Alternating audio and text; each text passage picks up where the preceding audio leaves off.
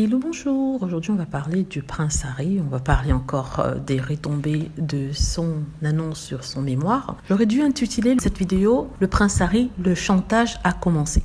Donc, après avoir écrit des tonnes sur le prince Harry, sur ce qu'il va écrire dans son mémoire, et après l'avoir insulté, parce que c'est ça, ils ont passé leur temps à l'insulter, en le traitant de traître, en le traitant de tous les noms d'enfants ingrats, indignes, de quelqu'un qui utilise des autres. Mais voilà, ils ont sorti toutes les insultes possibles et imaginables pour le prince Harry, en tout cas depuis les 2 jours durant lesquels l'annonce de son mémoire a été traitée, en tout cas dans les magazines, dans les articles. Maintenant, on arrive à l'étape du chantage. Ils ont commencé par le chantage émotionnel en disant en fait que Harry devait avoir pitié de sa pauvre grand-mère qui a 95 ans et qui, depuis 2 ans, subit ces attaques continuelles. Pourtant, le prince Harry n'a jamais attaqué sa grand-mère. Si vous trouvez que je mens, trouvez-moi une citation sur la grand-mère de Harry, citation négative sur elle, dans chacune des interviews qu'il a données. Harry a donné que 3 ou 4 interviews en tout. Quand je dis interview, c'est soit sous podcast, soit avec Oprah, soit à travers des articles qui ont été écrits directement avec lui, c'est-à-dire qu'il répondait aux questions de ces personnes-là. Donc, dans ces 3 articles, trouvez-moi une phrase où il attaque directement à la reine. Le reste, le bruit autour de Harry, ce sont les journaux qui écrivent, ce sont les journaux qui inventent quand ils n'ont pas d'informations. Donc, ça ne vient pas directement de Harry. Donc,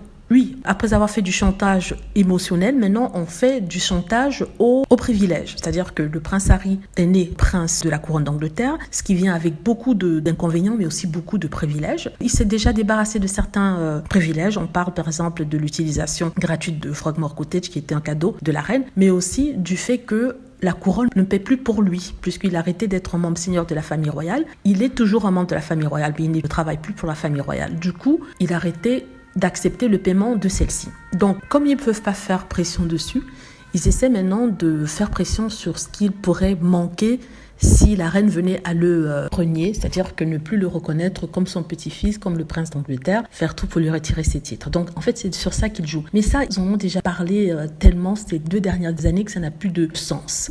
Et maintenant, ils disent en fait que le prince Harry veut vraiment assister au 70e anniversaire de règne de la reine, qui aura lieu en 2022 en tout cas. Donc, il souhaiterait y être présent. Et ils disent que la reine pourrait en fait reprendre l'invitation qu'elle lui a envoyée pour participer à cette célébration-là. C'est ce qu'ils disent. Ce qui est ridicule, si la reine ne veut pas l'inviter, qu'elle ne l'invite pas. Ça ne sera pas un drame, ça sera un événement royal de plus parmi tant d'autres auxquels le prince Harry n'a pas assisté. Voilà, c'est ce que je voulais dire. J'espère que vous avez aimé la vidéo. N'hésitez pas à cliquer sur like si c'est le cas, à vous abonner pour plus de vidéos, à cliquer sur la petite cloche afin d'être averti lorsque je poste une nouvelle vidéo. Merci.